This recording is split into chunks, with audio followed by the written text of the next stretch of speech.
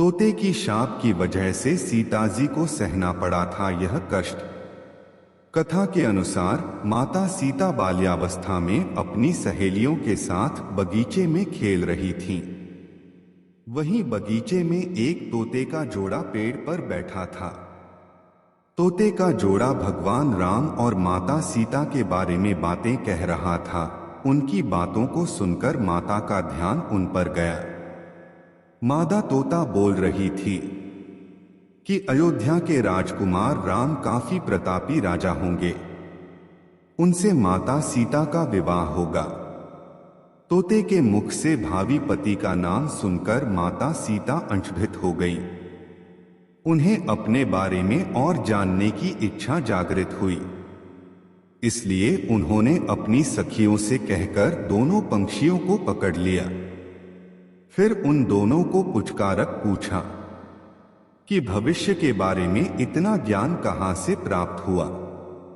तब पंछियों ने बताया कि इससे पहले हम महर्षि वाल्मीकि के आश्रम में रहते थे, जहां हर रोज राम और सीता के जीवन के बारे में बताया जाता है।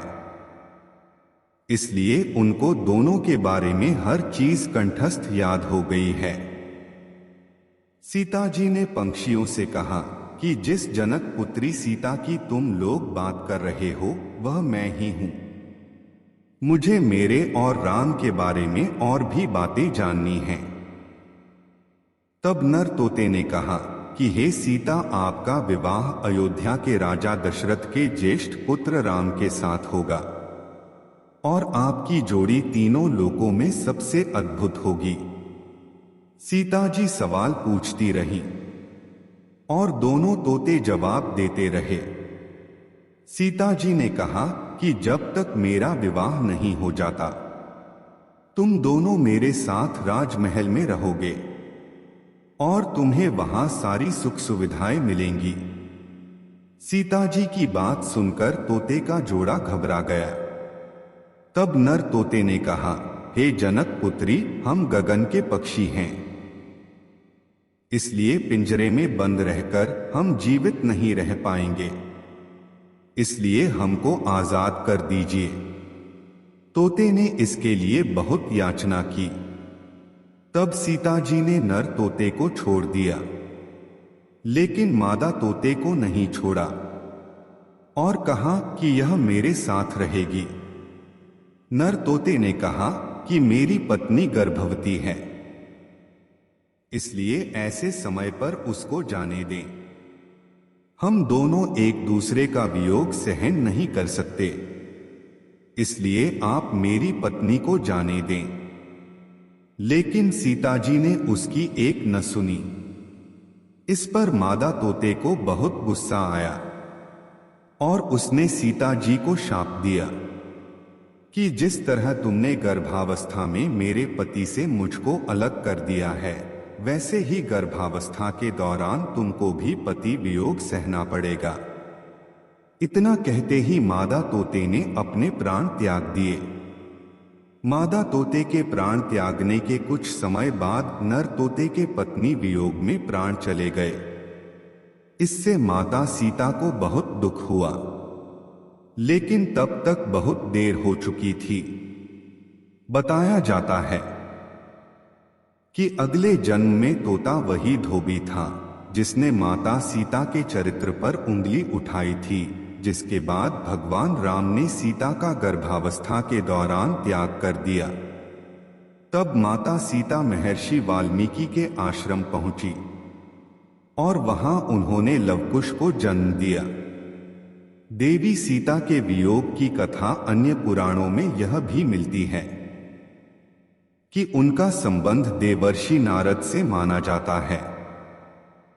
कथा के अनुसार एक बार नारद जी को अभिमान हो गया था कि कामदेव भी उनकी तपस्या और ब्रह्मचर्य को भंग नहीं कर सकता। उन्होंने यह बात अभिमान में शिवजी के बाद श्रीहरि को बताई। तब श्रीहरि ने सोचा कि नारद को इस बात का घमंड हो गया है जो कि सही नहीं है। इसके लिए उन्होंने एक योजना बनाई और माया रची, जैसे ही श्रीहरि से प्रणाम करके नारद मुनि आगे बढ़े, तब उनको एक भवन दिखाई दिया जहां राजकुमारी विश्वमोहिनी को देखकर वह मोहित हो गए। यह सब एक माया थी। राजकुमारी का रूप नारद जी का तप भंग कर चुका था और वह राजकुमारी को पाने के लिए भगवान विष्णु के शरण में पहुंचे और कहा कि हे प्रभु, आप मुझे अपना श्रीहरि का सुंदर रूप दे दीजिए। तब भगवान ने कहा कि हे नारद जी, ऐसा न हो कि आप इस रूप को लेकर बाद में पछताएं। दरअसल नारद जी राजकुमारी का रूप देखकर भूल गए थे कि उनका एक रूप वानर का भी है। तब उन्होंने वही रूप नारद जी को दे दिया। जब नारद जी राजकुमारी के स्वयंवर में पहुंचे, तब पूरी सभा बंदर वाले मुख को देखकर हंसने लगी और राजकुमारी ने भी मुख को देखकर वरमाला नहीं पहनाई। तब नारद जी ने सोचा कि आखिर सभी मुझे देखकर हंस क्यों रहे हैं और राजकुमारी ने मुझे माला क्यों नहीं पहनाई। तभी भगवान विष्णु सभा में पधारे और राजकुमारी ने उनको माला पहना दी। तब उन्होंने पानी में अपना मुख देखा और वानर वाला मुख देखकर क्रोधित हो गए और क्रोध में उन्होंने भगवान विष्णु को शाप दे दिया कि जिस तरह से मैं स्त्री के लिए तड़पा हूं, आप भी पृथ्वी पर स्त्री वियोग का सामना करेंगे। जब माया का प्रभाव खत्म हुआ तो नारद जी को अपनी गलती का एहसास हुआ और उन्होंने क्षमा मांगी। तब उसी श्राप के कारण भगवान राम और माता सीता को वियोग का सामना करना पड़ा। दोस्तों, अगर आप आगे भी ऐसी धार्मिक कहानी सुनना चाहते हैं तो वीडियो को लाइक करें। चैनल पर नए हो तो चैनल को सब्सक्राइब करें। हमारे साथ अंत तक बने रहने के लिए धन्यवाद।